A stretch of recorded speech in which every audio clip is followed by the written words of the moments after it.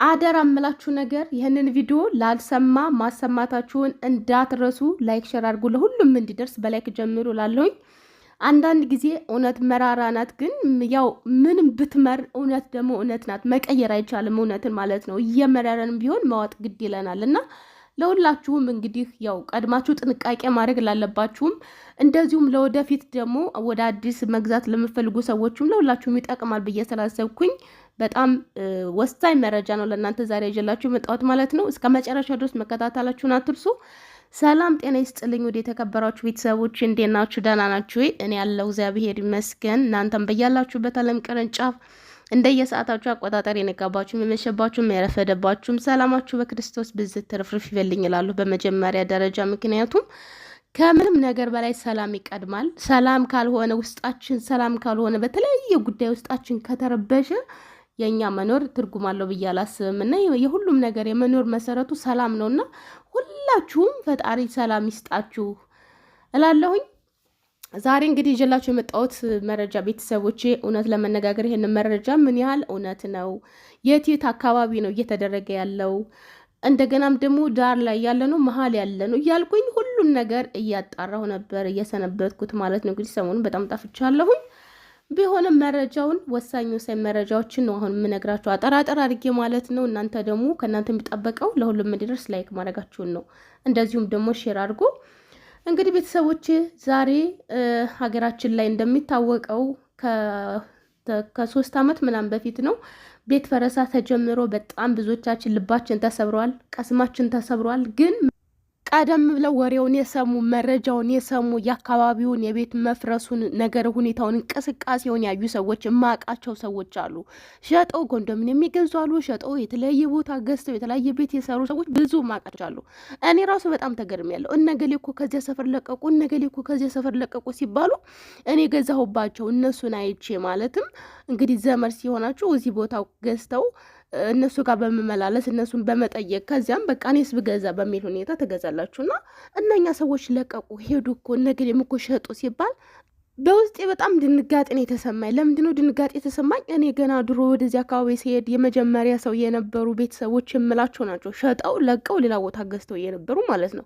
ድንጋጤ እነገሌም እኮ ለቀቁ እነገሌም ሲባል ነገር ግን ሰው መረጃ ይደርሰዋል። ቀደም ብሎ ሹክሹክታ ይሰማል። በአንድም በሌላ የቆየ ሰው ሲሆን ደግሞ በተለይ ወደ ውስጥ ሚስጥር አዋቂ ሰው ሲሆን ደግሞ መረጃ ይደርሳቸዋል። የደረሳቸው በሙሉ ቀድመው ነቅተው ራሳቸውን አሽሽተዋል። ንብረት የወደመባቸው የሚያጡትም ነገር የለም። የኔ ብጤዋ ሴት ግን አረብ ሀገሯ ሴት ግን ምንም በማታውቅበት ረዋ ላይ ቤቷ ፈርሶባታል ማለት ነው። አንዲት እህታችን እንግዲህ ከኮይት 14 ዓመት ሰርታ ቤቷ እንደገና ደግሞ ሱቅ ሙሉውን ሱቋን ሞልታ እንግዲህ ሀገር እኖራለሁ ቤት አለኝ እንደ ማንኛውም ሰው መስሪያ ያለኝ ብላ ስትገባ የሱቁን እቃ እንኳን ሳላወጣ እላው ላይ ነው ያፈረሱብኝ ብላለች። መሲ የምትሰራበት የድሮ ሸገር ላይ ማለት ነው። ያሁኑ ሳይሆን የበፊቱ ላይ እና በጣም ብዙ እህቶቻችን አንዴታችን እንደውም እዚያው ቤቷ የፈረሰበት ላይ ነው ራሷን ሁላ ያጠፋችሁ። በጣም ብዙ ሰው ተንከራቷል። በጣም ብዙ ተፈናቅሏል። የምናውቀው ነገር ነው። ይሄ የሚካድ ሀቅ አይደለም። ሁላችሁም ታውቁታላችሁ። አሁን ደግሞ ይዤላችሁ የመጣሁት መረጃ ታዲያ ከዚያኛው መረጃ አሁንም የሰማሁትን ነገር አንድ ሰው ሁለት ሰው ቢድን ብዬ ነው ይዤ የመጣሁት ማለት ነው። ይችን መረጃ በጣም ከምናውቀው ሰው ነው ይሄን መረጃ የሰማሁት ማለት ነው። እናንተ የምታውቋት ነች፣ እኔም የማውቃት ነች። እዚያው አገር ቤት ነዋሪ ነች። ያለችበት አካባቢ የሚካሄደውን ነገር በሙሉ አይታ እንግዲህ ያለው መረጃ እንግዲህ አጠናቅሬ ይዤ ወደ እናንተ ቀርብ ያለው ለምን እንደነገርኳችሁ ነው። እስከ ዛሬ ድረስ እኛም አንድ ሰው እዚህ ቦታ እኮ እንደዚህ እኮ ነው ሲባል እኛም ማጣራት ነበረብን። እኔም ማጣራት ነበረብኝ። አሁን ላይ ሁሉን ነገር ሳየው ራሴን እንደ ጥፋተኝነት ነው የሚሰማኝ ማለት ነው። እዚያ ልክ እንደ መሰረት ሆነው ያየናቸው ከኛ ቀድመው የነበሩ ሰዎች የኖሩበትን ረጅም ዓመት የኖሩበትን ቤት ሸጠው ሄዱ ሲባል ለምን ሄዱ ብዬ መጠየቅ ነበረብኝ። አወራቸዋለሁ፣ ነገር ግን በችልተኝነት እንደዚህም ትኩረት አድርጌ ያልወሰድኩትም። ለመጠየቅም በቃ እንደዚህ ማለት አስፈላጊ ነው ብዬ አላሰብኩም። ነገሮችን ቀስ ብዬ ራሴው ሄጄ አይቼ በሚል ሁኔታ ነበር ያሰብኩት ማለት ነው። በኋላ ግን ያው ብዙዎች እንደኔ በችልተኝነት ያሰቡ እዚያው ተቀምጠው ነገ ዛሬ እያሉ ያሰቡ ግን ሁሉም ነገር በዜሮ ሆኖባቸዋል። እና ቤተሰቦች ዛሬ ታዲያ ይዤላችሁ የመጣሁት መረጃ ምንድን ነው? እኔ ራሱ ስትሰማ በጣም ደንግጫለሁ። ሀገራችን ላይ እንደምታውቁት አሁን እየተሰማ ያለው ነገር አንዳንዴ እንግርት የሚሆንባችሁ ሁኔታ ነው ያለው። እውነት በጣም ነው የተገረምኩት። እንዴት እንግርት ነው የሆነብኝ ሁላ ስላችሁ። ምክንያቱም አሁን ሀገራችን ላይ መጀመሪያ እኛ እሺ ስንሰራ ምንድነው አንዳንዱም ህገ ወጥ ነው ተባለ፣ አንዳንድ ጊዜም ደግሞ መጤዎች ናቸው ተባልን። በተለያየ ምክንያት ቤታችን ፈርሰዋል። አሁን ላይ ታዲያ በህጋዊም ቦታ ገዝተን በተለያየ ቦታ የገዙ ሰዎች ቤታቸው እየፈረሰ ነው ያለው። ለምንድን ነው የሚፈርሰው ሲባል የምንድነው ኮሪደር ልማት እየተባለ ነው ያለው እና በጣም በሚያሳዝን ሁኔታ ምን የመሰለ ቤት አንዲት እህቴ ፈርሶባት ሰሞኑን እውነቴን ነው የምላችሁ ያለችበትን ሁኔታ ልነግራችሁ አልችልም። በጣም ነው ልቧ የተሰበረው። ህጋዊ ቦታ ነው። በቃ ስንትና ስንት ዓመት ለፍታ ጥራ ግራ ነው የሰራችው። ነገር ግን ለኮሪደር ልማት ተብሎ መንገድ ነው ያነሳባት ማለት ነው ይሄንን ቤት። በጣም ነው የተገረምኩት። እንዴ አንደኛ ህጋዊ ነው፣ ሴትዮ ህጋዊ ነው፣ ቦታዋ በህጋዊ ነው የተገዛው፣ ሁሉም ነገር ያለው ነገር ነው። ያ ቤት እንኳን ሲፈርስባት ምትክ ቤት አይሰጥም ወይ ያለውን ነገር ብለን ስናጣራ ምንድን ነው የሚሰጥ ነገር የለም። የሚሰጠው ለማን ነው? ትልቅ ሰው ለሆነ ጧሪ ቀባሪ ለሌለው ሰው፣ በጣም ከአቅም በላይ ለሆነበት ሰው፣ መስራት ለማይችል ለማይንቀሳቀስ ብቻ ሰው ሊሰጥ ይችላል። ምትክ ሊሰጥ ይችላል። እንደዚህ የሌለ ቦታ ሩቅ ቦታ ምንም ለምንም የማይሆን ቦታ ሊሰጣቸው ይችላል፣ ለነሱ ብቻ ማለት ነው። ከዚህ ውጪ ጉልበት ላለው ሰርቶ ለሚበላ የሚንቀሳቀሰው ምናምን ጭራሽ ምትክ ምናምን የሚባል ነገር የለም። መንገድ ካነሳባችሁ አነሳባችሁ። በጣም የተገረምኩት ነገር ግን ይሄ ነገር ደውዬ ሁሉ ነው ያረጋገጥኩትና በጣም የተገረምኩበት ነገር ምንድን ነው? አንደኛ ነገር መንገድ ዳር ያለ ብቻ አይደለም። ከመንገድ ዳር ውጭም እንደዚህ ወደ ውስጥ ገባ ብላችሁ ለመንገድ የማያሰጋ ነው ምናምን ብላችሁ የገዛችሁ ራሱ ውስጥ ለውስጥ መንገድ ያለው ራሱ መንገድ ሊነካባችሁ ይችላል። የመንገዱ ሜትር እንግዲህ እኔ በጣም ነው የተገረምኩት። ማለት ሰው ልጅ መንገድ እንዳይነካብኝ ብሎ ለስራም ለምን በማይመችበት ቦታ ወደ ውስጥ ቢገዛም ኮሪደር ልማት በሚል ሁኔታ ያ ቤት ሊነሳ ይችላል ማለት ነው። እና በጣም ነው የተገረምኩት። አንዲት ራሱ እዚያ ልጅቷ የፈረሰባት ጎረቤት እንግዲህ ቤቷን እያሰራች ነበር። ቤቷን አሰርታ ጨርሳለች። ከፊት ለፊት እንግዲህ አጥር ምናምን ነው የሚቀራት። ያን አጥር ለማሳጠር እንግዲህ የሚሆነው ነገር አይታወቅም ብላ ቁጭ ብላለች፣ እሷ ራሱ ማለት ነው። ይህንን ነገር ስሰማ ታዲያ እኔ በጣም ነው ያዘንኩት፣ በጣም ነው የተገረምኩት ማለት ነው። እኛ እንግዲህ ታዲያ እንደ ወፍ ዛፍ ላይ ቤት ሰርተን አንቀመጥ ወይንም ከአንድ ዋሻ ክንፍ የለን አንበር። ሰዎችንን መጠለያ ያስፈልገናል፣ ምግብ መስራት ያስፈልገናል፣ ልብስ፣ ብዙ ነገር ያስፈልገናል፣ መብላት መጠጣት። ያ ደግሞ ግዴታ የሆነ ቤት ያስፈልጋል። ገብቷቸዋል። እንደዚያ ካልሆነ ከባድ ነው። እንደዚህ መቀለጃ የሆን ነው። ግን ለምንድን ነው እኛ እንደዚህ የትም ቦታ ብንሄድ በህጋዊ ብንገዛ ይሄ መንገድ ነው ተነስተሽ ወደዚያ ሂጂ የትም ድረሽ አይመለከተኝም አይነት ነገር ማለት ነው። በጣም የሚገርም ነገር ነውና ቤተሰቦች፣ ጓደኞቼ ይህንን ቪዲዮ የምታዳምጡ በጠቅላላ ምናልባት አንድ ሁለት ሰው ቢድን ይህንን ቪዲዮ ሰምቶ በሚል ሁኔታ ነው የመጣሁት። አንደኛ ነገር ምንድን ነው ቦታ ያላችሁ ሰዎች፣ ቦታ የገዛችሁ በጭራሽ ቤት እንዳትጀምሩ በአሁኑ ሰዓት ማለት ነው። ተረጋጉ። ቢያንስ ይሄ ክረምት ይጥባ የሚሆነው ነገር እንኳን ይታይ። እስከዚያ ድረስ ተረጋጉ። በኋላ እንዳትጸጸቱ፣ ጉድ እንዳትሆኑ። ሌላው ነገር ደግሞ ቦታም ያልገዛችሁ ምንም ያላደረጋችሁ በቃ ባለው ነገር ተረጋጉ። ቦታም በአሁን ሰዓት መግዛት አያስፈልግም። አሁን ካለው ነገር አንጻር ነው የምነግራችሁ ማለት ነው፣ ከሚሰማው ነገር አንጻር። ለምን አንደኛ ነገር እኛ ሰዎች ነን፣ እንደነገርኳችሁ ነው ቀደም ብዬ ወደ መደጋገም አይሆንብኝ። ውስጥ ገባ ብላችሁ ብትሰሩም የውስጥም ኮሪደር ልማት የሚባል ነገር አለ። ወደ ዳርም አትወጡ። እንዲ ስቃይ ሆነብን እኮ ጎበዝ። ይቅርታ አድርጉልኝ። ስቃይ ኧረ በስመ አብ ተሰቃየን። ስቃያችንን እኮ ነው እያበሉን ያሉት ማለት ነው። ምንም አይነት ምርጫ ምንም አይነት ነገር ሳይተውልን በቃ ቁጭ ብድግ በሉ ማለት ነው። ቁጭ ብድግ በሉልን አይነት ስቃይ ነው እየታየ ያለው እና በጣም ነው የሚያሳዝነው። በቃ አሁን እኮ እውነት ለመነጋገር እንደው ብለን እንሩ ነው እንጂ እውነታውን እናውራ ከተባባል አንደኛ ገንዘብ በባንክ ማስቀመጥ አትችሉም። በባንክ ያስቀመጡ ሰዎች አሁን ሁሉም ነገራቸው ትላንትና ሀረግ እንግዲህ የገጠማትን ያያቸው አይታችኋታል ብዬ አስባለሁኝ። እንግዲህ ከመኪና ውስጥ ሁለት ሰዎች አሉ። ትገባለች እሷም። ከዚያ ውስጥ እንግዲህ አይኗን በፕላስተር አስረው ቀጭቋ እያረጉ ይዘናል፣ እየዋሸን እንዳይመስልሽ በያሁን አካውንትሽን የአካውንት ሞባይል ባንኪንጓን ማለት ነው ኮዱን ተናገሪ ብለው ባንኳ ውስጥ ያለውን ብር ሙልጭ አድርገው ሞባይሏን በእጇ የያዘችውን ብር በሙሉ እንግዲህ ራሴ ዞረብኝ፣ ተሽከረከረብኝ፣ የሆንኩትን ነገር ሁሉ አላቅም። እንግዲህ ሙሉ ታሪኩን መቼም አልነግራችሁም፣ ገብታችሁ ይዩት ሰው ቻናል ላይ ማለት ነው።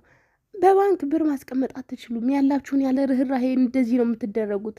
ቦታ መግዛት አትችሉም። ቤት ሰርታችሁ መኖር አትችሉም። ምን እየተካሄደ ነው ጎበዝ? በዓለም ደረጃ እንግዲህ የእንባ ጠባቂ መንግስታት ካሉ ግን እኛም መቼ ሊያዩን ነው ያሰቡት? መቼ ድረስ ምን እስከምንሆን እየጠበቁ እንደሆነ እኔ አላቅም፣ በእውነት ለመነጋገር እና ለማንኛውም ቤተሰቦች ወደ ገደሉ ስገባላችሁ የምንላችሁ ነው።